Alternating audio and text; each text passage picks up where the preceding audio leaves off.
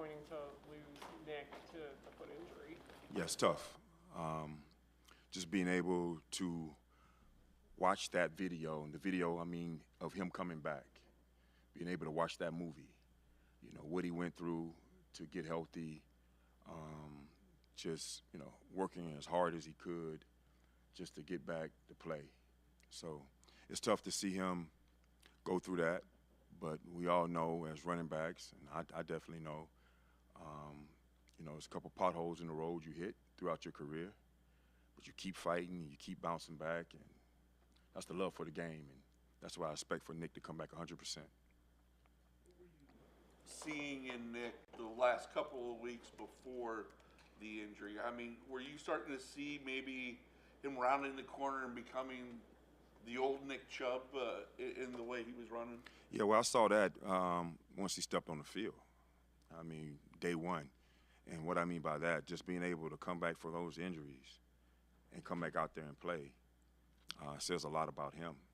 It says a lot about the training and the commitment and the time that was put in.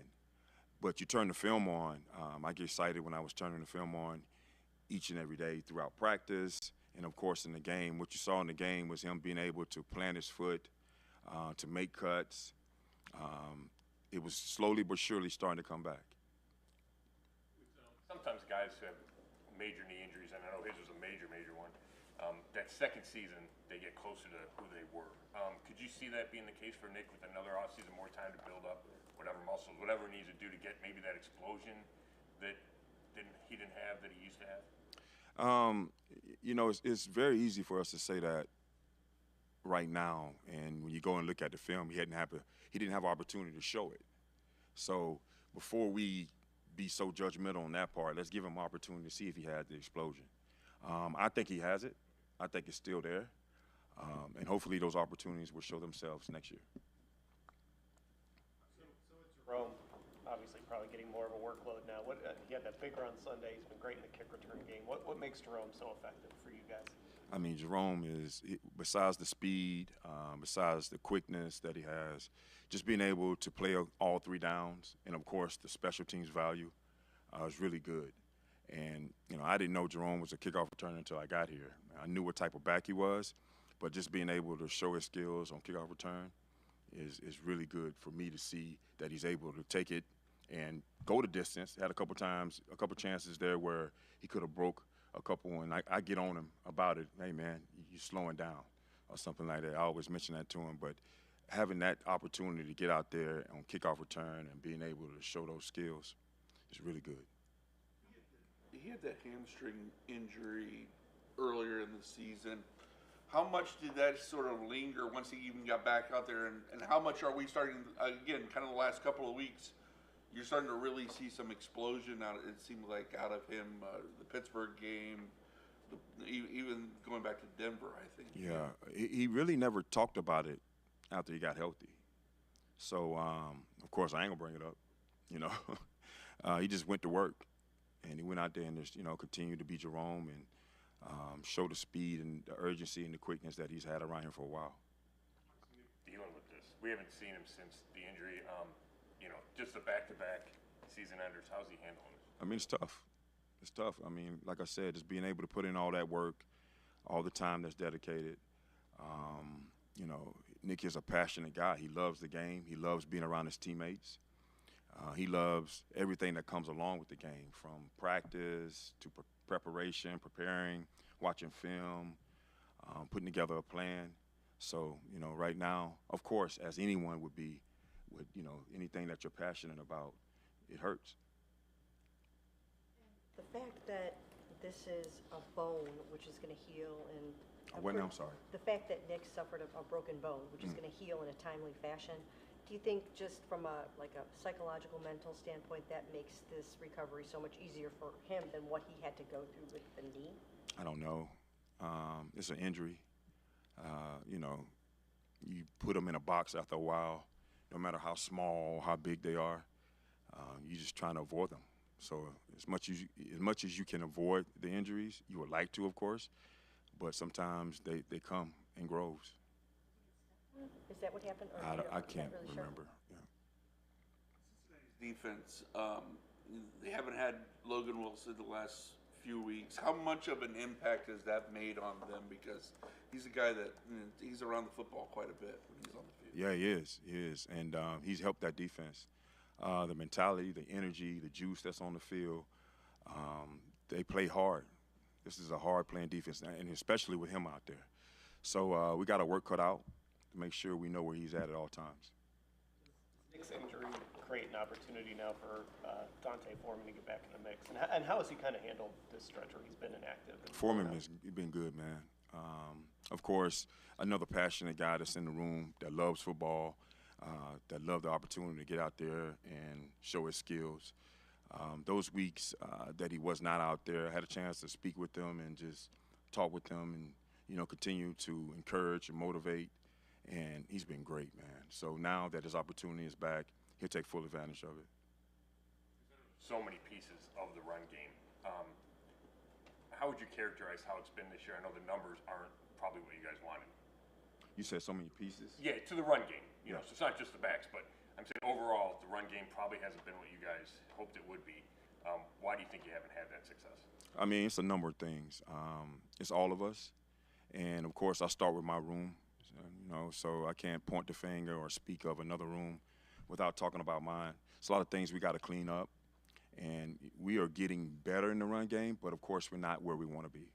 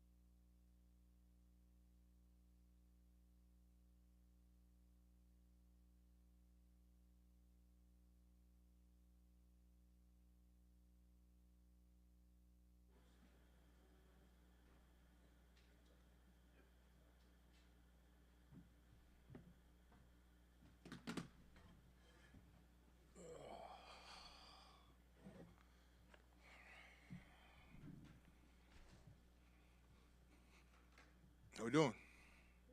Good, all right.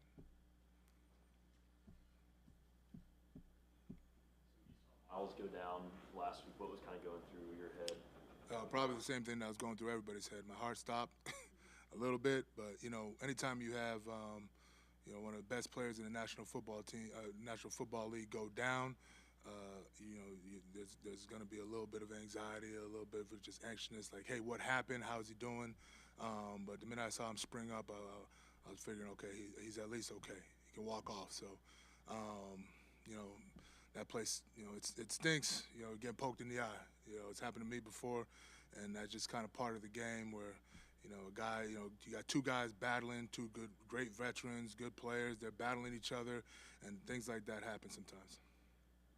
Help you guys as a defense and probably as a whole team that your best player on defense is really setting the tone for playing as hard as possible throughout this home stretch when the playoffs are not on the line. Yeah, we had talked about this before, and we're always talking about our why.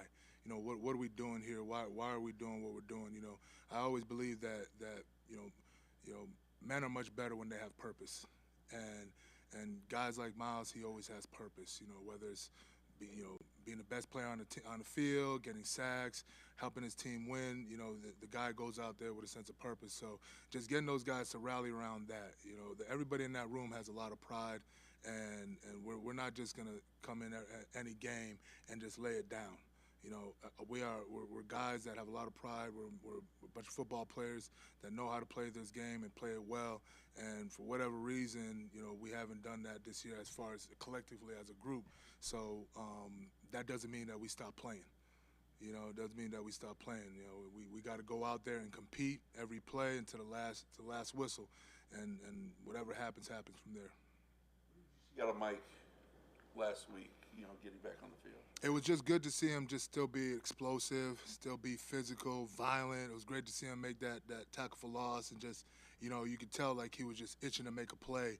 And he's just worked so hard. There's been a long year from Mike, the different things that he's had to go through. And I'm actually really, really happy and proud of the kid that, he's gone through a little bit of adversity, coming into the league. It's already tough enough as it is being a rookie in the NFL, but then having to go through all these little adversities and bounce back from that, it's really telling of the type of man that he is and the type of character that he has and his work ethic. So I was really happy to see what he did out there, making a couple plays and just getting back to himself as far as a rusher is concerned.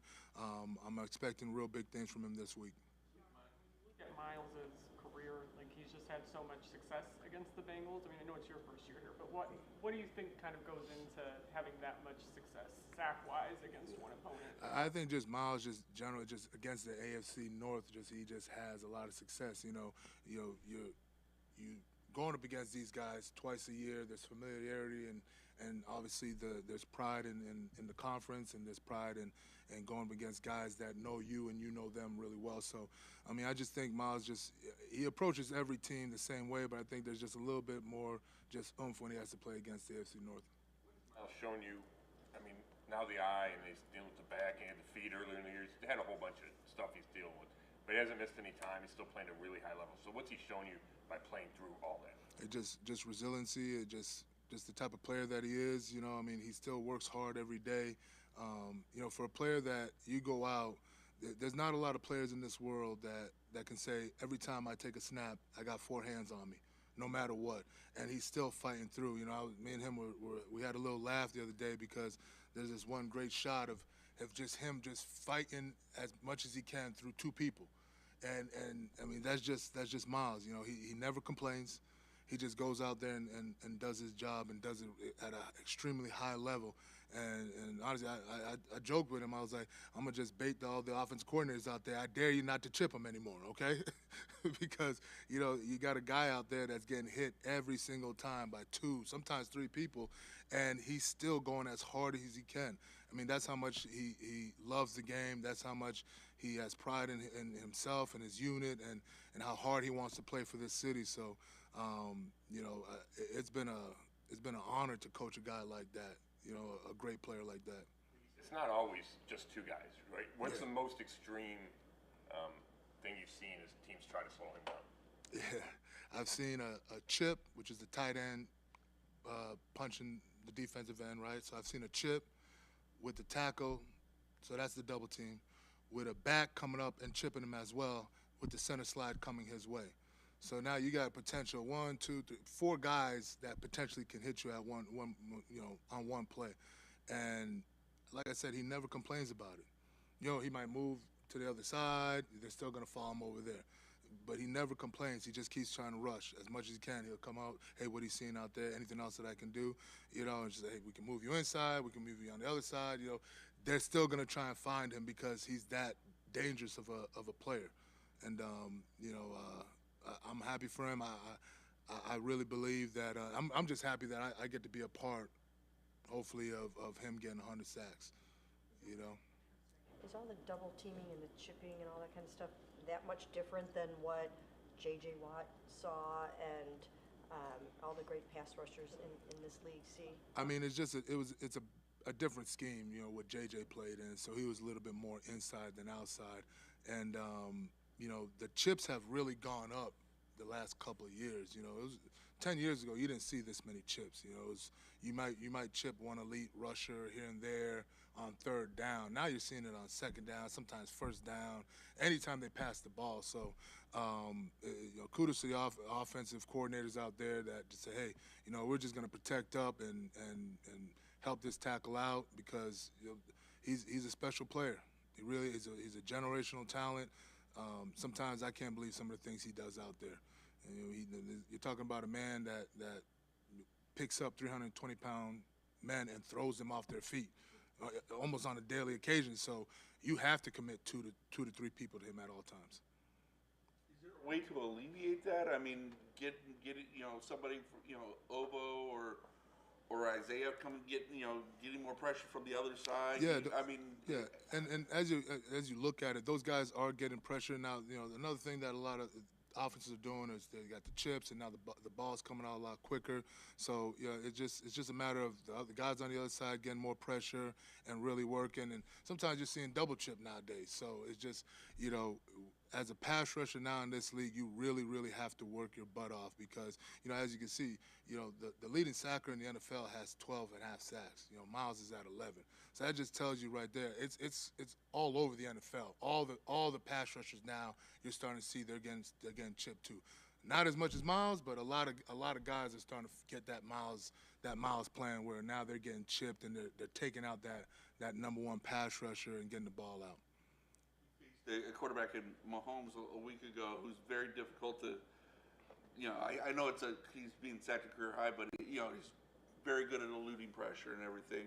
Now you're facing Burrow, who has been sacked a lot, but also can get. What is his strengths in terms of trying to avoid pressure? Yeah, I mean, what I've noticed this year about Burrow, he does a really good job in the pocket, and it's just real subtle movements to get away from the rush. Last week you watched that Tennessee Titans game. He did a really nice job of just stepping up, stepping out, really just ducking, and just really trying to avoid the rush. So, that's a guy that you have to have multiple hits on him. You got to have multiple guys coming at him at the same time, and you really have to just collapse the pocket so he can't go anywhere. But he's been doing a good job of scrambling this year. He looks a lot quicker, and his eyes are focused downfield, so he's always finding receivers. And obviously with a talent like Chase and Higgins and Brown in the backfield and Gesicki, our guys in the back end, they got to do a great job of covering. We got to do a great job of rushing. Appreciate you guys. Thank you.